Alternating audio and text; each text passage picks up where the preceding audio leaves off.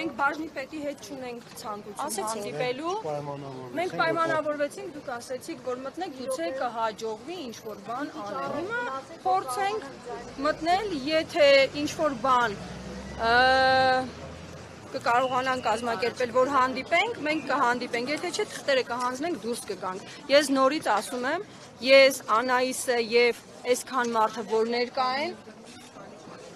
հա, մենք չենք ուզում, այո, մենք չենք ուզում բաժնի պետի հետ հանդիպել։ Բաժնի պետի հետ ես ինչ քննարկեմ։ Բաժնի պետին չի ուղղված դիմումը եւ այստեղ հավաքված մարդիկ եկել են պահանջելու գլխավոր դատախազից Դավիթ Մինասյանի անհապաղ ազատ արձակումը կամ գոնե ես որպես մայր խնդրում եմ տնային կալանք, որովհետև նա պիտի լինի հիմա մայրիկի հսկողության տակ, նա հիմա հիվանդանոցում է եւ թե հոգեբանորեն, թե ֆիզիկապես իրավիճակը գնալով վատանում է։ Բաժնի պետի հետ քննարկելու ամենայն հարգանքով, ես չգիտեմ Աննան է չի ճանաչում ով է բաժնի պետը, բայց մենք եկել ենք պահանջելու, որպեսի մեր 18 տարեկան երեխու ողնաշարը չկոտրվի,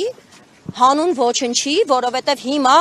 եթե պիտի անեն դատավարություն, թող անեն այդ դատավարությունը ու այդ երեխան լինի տանը ու մենք որոշել ենք, որ կատեգորիկ չքաղաքականացնենք այս ակցիան, բայց ես չեմ կարա չասեմ, այն որ գիշերը չեմ քնի, եթե չասեմ, լիքը բազում մեղքեր եք վերագրում, լիքը մարդկանց ու այդ մարդիկ ֆրֆռում են փողոցներում։ 18 տարեկան երեխան պիտի լինի ազատության մեջ։ Քաղաքականացնել չի սիրելի Անահիս, դա ընդհանրապես արդարացի խոսքը, արդարության բարձրացում է, այն որ լիքը մարդիկ պետք է կալանավորվեին, բայց չեն կալանավորվել, դա քաղաքական մեր ակցիայի հետ նեն չի, որ քաղաքականացնում ենք, դա ընդհանրապես արդարությունն է, որ բարձրացան, մենք փորձենք մտնել։ Ոչ, բոլորը չվարգել են լրագրող